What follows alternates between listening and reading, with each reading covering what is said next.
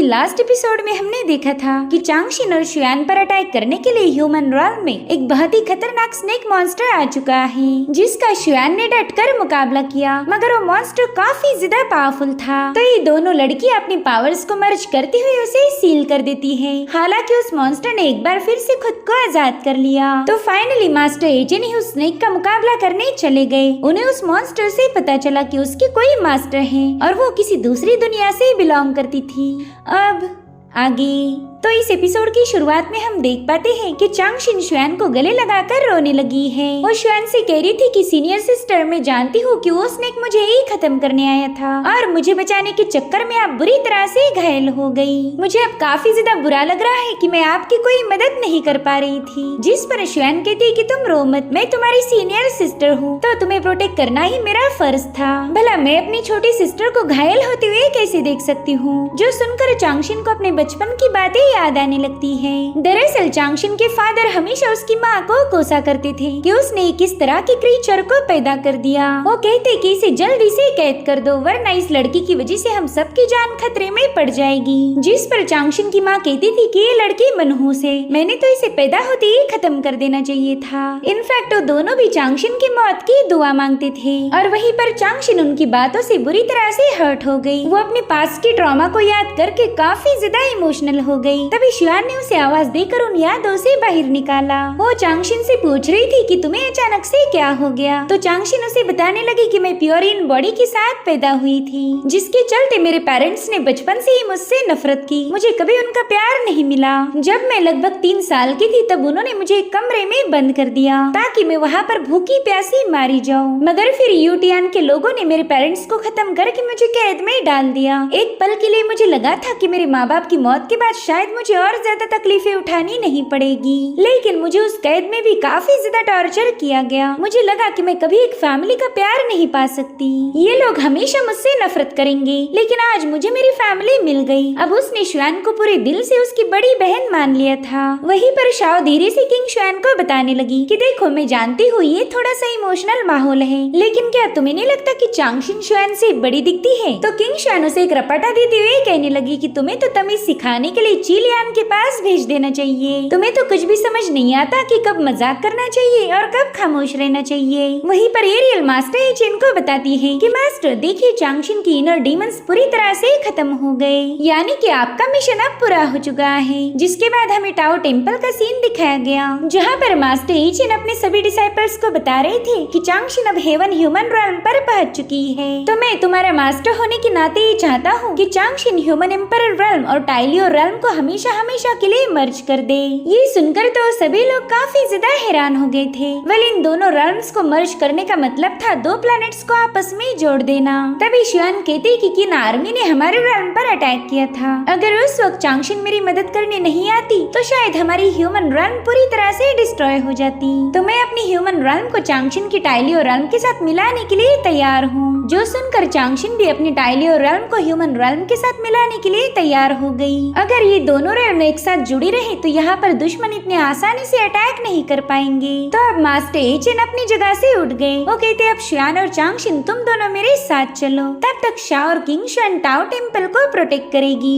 जिसके बाद मास्टर एचेन इन दोनों को लेकर स्पेस में पहुँच गए। वो कहते कि तुम दोनों अपने अपने रॉयल्म को प्रोटेक्ट करने के लिए जिम्मेदार हो। तुम्हारा फर्ज है इन दोनों रॉयल्म में हमेशा स्टेबिलिटी बनी रहे। तो अब इन दोनों रॉयल्म को जोड़ने का काम मैं तुम दोनों पर सौंप देता हूँ। तो ये दोनों भी अपने अपने जेड सील को बाहर निकाल कर इन दोनों प्लैनेट्स को एक साथ कनेक्ट करना शुरू कर देती है। वहीं पर मास्टर एचेन ने भी अपने सुप्रीम डेटी फॉर्म को एक्टिवेट कर लिया था। उनके सामने तो ये दोनों प्लैनेट किसी छोटे बॉल जैसे नजर आ रहे थे। अब वो मर्जिंग प्रोसेस में इन दोनों की मदद कर ही रहे थे कि तभी मास्टर एचेन को वहाँ किसी का प्रेजेंस महसूस हो गया। वो कहते चलो अब जल्दी से सामने आ जाओ, और तभी वो हेवन रॉयल्म की कल्टीवेटर उनके सामने पहुँच गई। वो मास्टर एचेन से कहती कि लगा ही नहीं था कि तुम मेरे प्रेजेंस को भाप लोगे। एरियल कहती वाह, ये तो बहुत ही ज्यादा खूबसूरत है। मगर उतने में उस बंदी ने इन लोगों पर अटैक कर दिया, जिससे एरियल स्पेस में गुम होने से बाल बाल बच गई थी। वहीं पर चांगशिन शुआन को बताने लगी कि इस बंदी की ऑरा तो बहुत ही ज्यादा खतरनाक है। तो शुआन जवाब देते हुए कहने लगी कि फिलहाल तुम उस पर ध्यान मत दो, इसे तो हमारे मास्टर एचेन हैंडल कर लेंगे।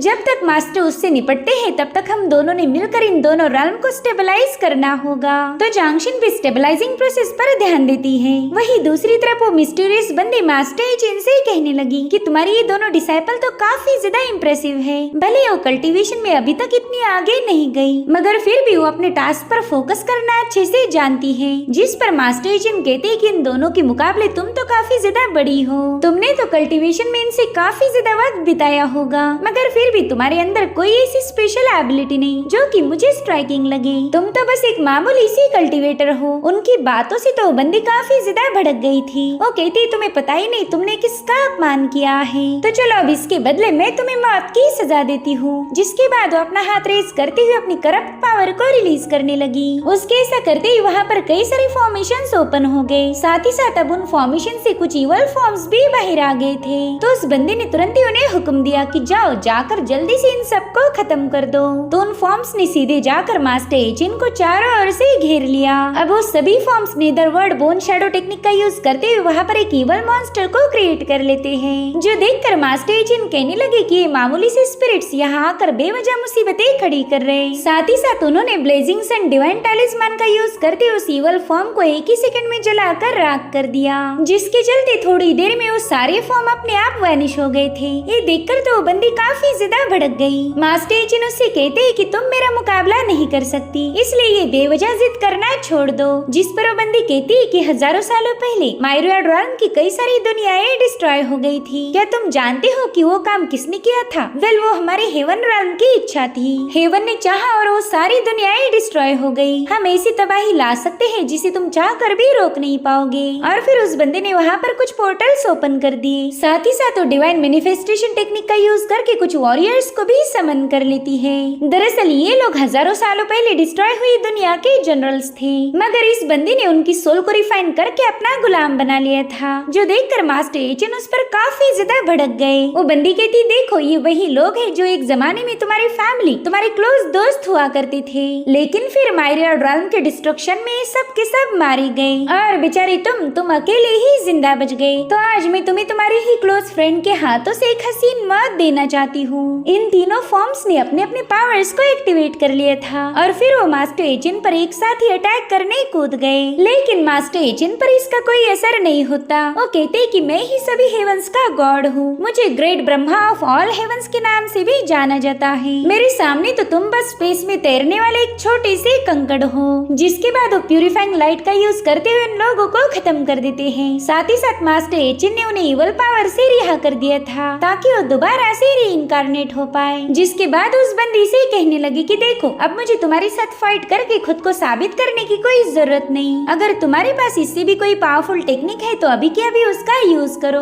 वरना चुपचाप से मरने के लिए तैयार हो जाओ। जिस पर वो बंदी कहती है कि तुम्हें तो अपनी पावर पर कुछ ज्यादा ही घमंड है, रुको मैं अभी तुम्हें मेरी पावर शो करती हूँ। जिसके बाद वो अपने सिंहासन पर जाकर बैठ गई, जो कि अपने आप में ही लॉक होकर उसमें से एक पावरफुल डेटी फॉर्म बाहर आ गया। वेल, ये बंदी हेवन रन की डेटी होने की वजह से इतने तेवर दिखा रही थी और उसे लगा था कि मास्टर एचिन कोई मामूली सा कल्टीवेटर होगा। वहीं पर मास्टर एचिन कहते कि तुम्हारी पावर मुझे थोड़ी सी इंटरेस्टिंग लगी, मगर फिर भी तुम काफी ज्यादा कमजोर हो। इनफैक्ट मेरी डिसाइपल्स भी तुम्हें बैटल में आसानी से हरा देगी। जो सुनकर तो उस बंदी का डेटी फॉर्म मास्टर एचिन पर काफी ज्यादा भड़क गया। उसने अब हेवनली फेदर्स टेक्निक का यूज करते हुए मास्टर एचिन पर हेवी सोड की बारिश करना शुरू कर दी। तो मास्टर एचिन एकदम आराम सुकून से अपने सामने एक डिवाइन शील्ड बना लेते हैं, जिससे टकराकर वो सारी सोड्स अपने आप डिस्ट्रॉय होने लगती है और थोड़ी देर बाद इन सोड की बारिश रुक गई। वो बंदी सोचती है कि मैं ऑलरेडी बाउंड्री रन के लेवल पर हूँ, मगर फिर भी ये बंदा मेरे अटैक को इतनी इजीली हैंडल कर पाया। कहीं ये मेरी कल्टीवेशन लेवल से ज्यादा ऊपर वाले लेवल पर तो नहीं है। तो मास्टर एचिन ने अपने फिंगर से स्पेस में एक लाइन ड्रॉ करके बाउंड्री रन लेवल उसे शो कर दी। वो कहते कि शायद तुम इस लेवल पर हो, मगर ये तो किसी मामूली कल्टीवेशन रन से भी काफी ज्यादा नीचे है।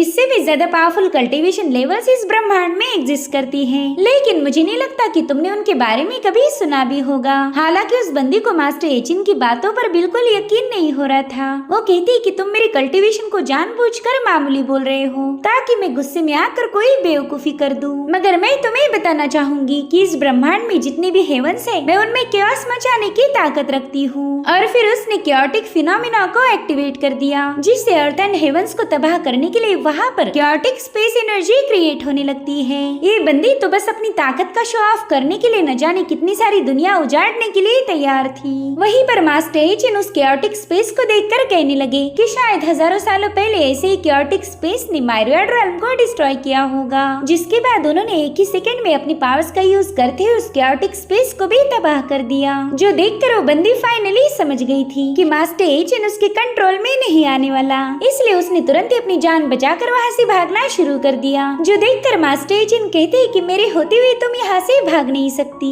इस यूनिवर्स में ऐसी कोई जगह नहीं जहाँ तुम मुझसे बच पाओ। और फिर उन्होंने इस बंदी को कैप्चर करने के लिए अपनी हेवनली शक्ल्स को रिलीज कर दिया, जो कि काफी स्पीड से उसके पीछे जाने लगती है। इधर वो बंदी बड़ी तेजी से आगे बढ़ रही थी, लेकिन उसी वक्त हेवनली शक्ल्स उसे घेरते हुए सीधे उसके सीने से आर पार हो गई, जिसके चलते उस बंदी का डेटी फॉर्म तो एक ही सेकंड में डिस्ट्रॉय हो गया था। और अब बारी थी उस बंदी के रियल फॉर्म की, जो कि बुरी तरह से उन शैकल्स की चंगुल में फंस चुका था। अब वो हेवनली शैकल्स उस बंदी को सीधे मास्टर एचिन की हथेली पर लाके पटक देती है। ये सब देखकर तो उस बंदी को यकीन ही नहीं हो रहा था कि वो मास्टर एचिन के सामने बैटल में हार गई। वो हैरान होकर कहने लगी कि ना, ये तो इम्पॉसिबल है, तुम इतने पावरफुल तो नहीं हो सकते, बताओ आखिर तुम हो कौन। जिस पर मास्टर एचिन कहते हैं कि मेरा डिवाइन टाइटल है डाओजुन, सभी हेवंस और डाओ पाथ्स मुझे उनका राजा मानते हैं। इस हेवन और अर्थ पर मेरे जितना पावरफुल कोई नहीं, मैं ही इस यूनिवर्स के लॉज को अल्टर कर सकता हूँ। माइरियोड रेल्म में किस प्लैनेट को एग्जिस्ट करना है और किसको डिस्ट्रॉय, इसका डिसीजन मैं लेता हूँ। ये सब सुनने के बाद तो बंदी थोड़ी सी डर गई थी।